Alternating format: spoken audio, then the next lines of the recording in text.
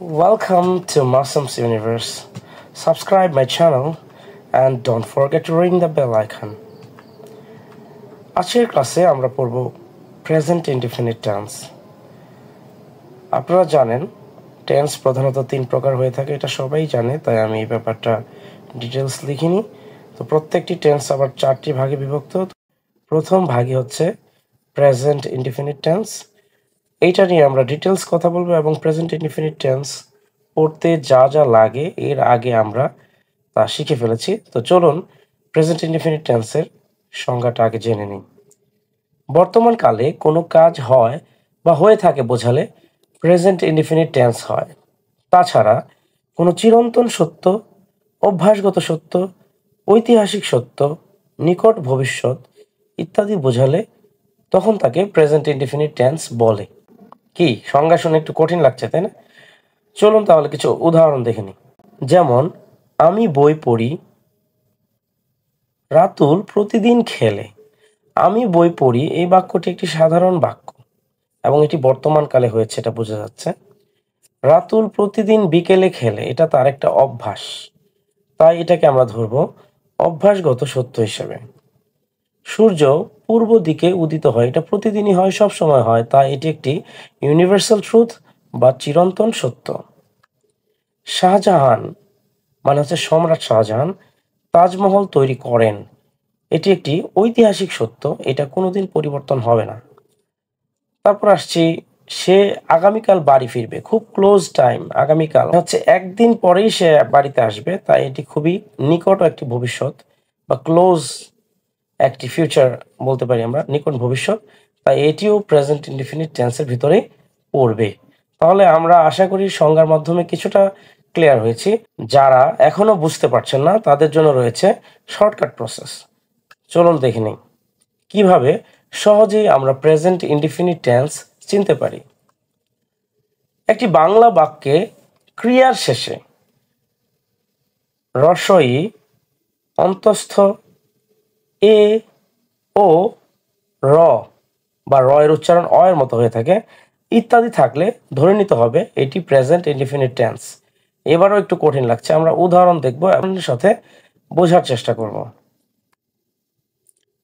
আমি বই পড়ি, বাক্যের ক্রিয়া হচ্ছে পড়া, ক্রিয়া মানে কাজ। পড়া, এখানে দেখি আমরা বই পড়ি শেষে কিন্তু একটা ই উচ্চারিত হয়েছে, আমি নিজে উচ্চারণ করে একটু শোনাই। আমি বই পড়ি, একটা ই আছে। এমনি ভাবে সে মাছ ধরে, একটা এ আছে। তুমি স্কুলে যাও, ও আছে। তুমি অঙ্ক করো, র অথবা অ উচ্চারিত হচ্ছে। তো এই উচ্চারণগুলো দেখে আমরা বুঝে ফেলবো এটা হচ্ছে প্রেজেন্ট ইনডিফিনিট টেন্স।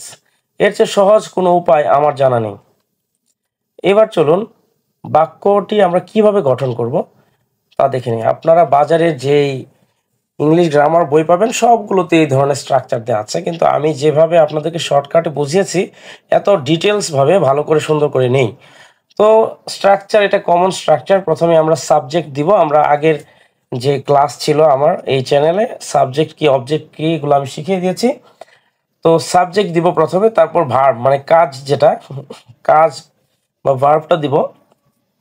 ব্র্যাকেটে আমি দিয়ে দিয়েছি এস, ইএস অথবা আইএস, যখন দরকার হবে, এটা আমি ডিটেলস পরে বুঝিয়ে দিচ্ছি। প্লাস দিব অবজেক্ট, এবং যদি আরও কোনো শব্দ থাকে আদার ওয়ার্ডস হিসেবে এটা পাশে বসাবো। দেখুন আমি কিছু সেন্টেন্স এখানে টেবিল আকারে করে দিয়েছি। তো আমি যাই, আমার প্রথম যে বাক্যটি এটা আমি নিয়েছি।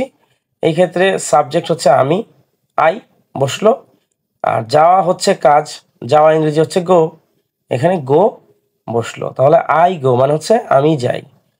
তো আরেকটি বাক্য আমরা দেখতে পাচ্ছি সে নাচে, এখানে সাবজেক্ট হচ্ছে সে, নাচা ভার্ব, তো এটা হয়েছে শি ডান্সেস। তুমি একটি পাখি দেখো, তুমি সাবজেক্ট, ভার্ব হচ্ছে সি, আর হলো অবজেক্ট হলো এ বার্ড, তাহলে ইউ সি এ বার্ড।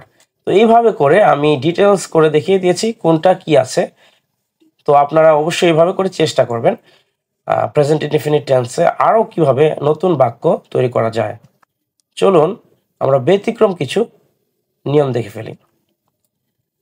বাক্যের সাবজেক্ট যদি থার্ড পারসন সিঙ্গুলার নাম্বার হয়, এই ব্যাপারটা অনেক পপুলার। যারাই আপনারা ইংরেজি শিখতে যাচ্ছেন বা শেখার চেষ্টা করেছেন, সবাই এই ধরনের একটা সেন্টেন্স অনেক সময় দেখেছেন যে সাবজেক্ট যদি থার্ড পারসন সিঙ্গুলার নাম্বার হয় তাহলে ভার্বের শেষে এস ইএস হয়। তো এটার সাথে আমি আইইএসটাও যুক্ত করেছি, এটাও হয়। তো আপনারা খেয়াল করে দেখবেন, থার্ড পারসন সিঙ্গুলার নাম্বার আমার আগের একটি ভিডিওতে পার্সন নাম্বার আমি বুঝিয়ে দিয়েছি। যারা জানেন না তারা ওই ভিডিওটি দেখে নেবেন। তো আমি বলে দিচ্ছি, থার্ড পারসন হতে পারে সে, এটা, শাহাদ, সামিরা, এটা দুটো মেয়ের নাম বা যে কোনো নাম হতে পারে। তো এগুলো হচ্ছে থার্ড পারসন। আর যদি একজন থাকে তাহলে আমরা ধরে নেব সিঙ্গুলার নাম্বার, সেই হিসেবে থার্ড পারসন সিঙ্গুলার নাম্বার হচ্ছে এগুলো। তাহলে ভার্বের শেষে কি দিতে হবে? এস ইএস অথবা আইএস দিতে হবে।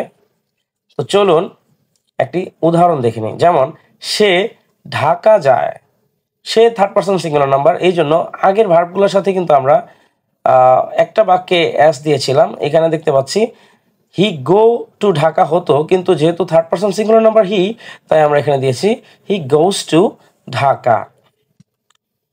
এখন আমরা দেখব কোথায় এস হয়, কোথায় ইএস হয় এবং কোথায় আইএস হয়। আমরা দুটো টাইটেল এখানে করে দিয়েছি। ভার্বের শেষে কি থাকলে কি হবে? যদি ভার্বের শেষে ও থাকে, সিএইচ থাকে, এস এইচ থাকে, এস থাকে এবং এস এস থাকে, তাহলে আমরা ইএস দিব। এখানে কিছু উদাহরণ আমি দিয়েছি, যেমন ডু থাকলে ডাজ হবে, টিচ থাকলে টিচেস হবে, ব্রাশ থাকলে ব্রাশেস হবে। তারপর আমি যোগ করেছি ওয়াই, ওয়াই থাকলে হয় আইইএস, কিন্তু ওয়াইয়ের আগে যদি ভাওয়েল হয় তাহলে আইএস হবে না, শুধু এস হবে। আর ওয়াইয়ের আগে যদি কনসোনেন্ট হয় তাহলে আইএস হবে। যেমন এখানে একটি উদাহরণ আমি দিয়ে দিয়েছি, ক্রাই, এখানে সি এর পরে আর আছে একটি কনসোনেন্ট, তাই এখানে ক্রাইস হয়েছে ক্রাইয়ের জায়গায়। আর যদি ভার্বের শেষে ই থাকে তাহলে এস হবে, যেমন ক্রিয়েট ক্রিয়েটস, অর্গানাইজ অর্গানাইজেস। তো আশা করি আপনারা বুঝতে পেরেছেন কোথায় এস হবে, কোথায় ইএস হবে, কোথায় আইএস হবে। না বুঝলে অবশ্যই কমেন্ট করে জানাবেন। এবারে আমরা দেখব প্র্যাকটিস অফ পজিটিভ সেন্টেন্সেস। কিছু ইতিবাচক, যেখানে না বা প্রশ্ন নেই, এই ধরনের বাক্যের কিছু প্র্যাকটিস আমরা করব। যেমন তারা সংবাদটি প্রচার করে, এখানে তারা সাবজেক্ট, সংবাদটি অবজেক্ট এবং প্রচার করা হচ্ছে ভার্ব। সেক্ষেত্রে দে টেলিকাস্ট দ্য নিউজ। সীমার মা কাপড় বুনে, সীমার মা হচ্ছে সাবজেক্ট, কাপড় হলো অবজেক্ট, বোনা হলো verb. Seema's mother needs cloth. আমি তার হাত কাটি, আমি সাবজেক্ট, তার হাত অবজেক্ট, কাটা verb. I cut her hand. তুমি আমার কাপড় ভেজাও, তুমি সাবজেক্ট, আমার কাপড় অবজেক্ট, ভেজাও verb. You wet my cloth. Muhammad সাল্লাল্লাহু আলাইহি সাল্লাম ইসলাম ছড়ান, মুহাম্মদ সাল্লাল্লাহু আলাইহি সাল্লাম স্প্রেডস ইসলাম। তো এইভাবে করে আমরা প্রেজেন্ট ইনডিফিনিট টেন্স থেকে বিভিন্ন বাংলা বাক্য ট্রান্সলেট করতে পারি এবং এভাবে আমাদের স্পিকিং দক্ষতা বাড়িয়ে নিতে পারি। তো এই ছিল আজকের মতো। আমার ভিডিওটি শেষ পর্যন্ত দেখার জন্য ধন্যবাদ। ভিডিওটির পাশে থাকলে আপনারা স্পোকেন ভালো করে শিখতে পারবেন বলে আমি আশা করছি। সবাই ভালো থাকবেন, সুস্থ থাকবেন। পরবর্তী ভিডিওতে দেখা হবে। সে পর্যন্ত আল্লাহ হাফেজ।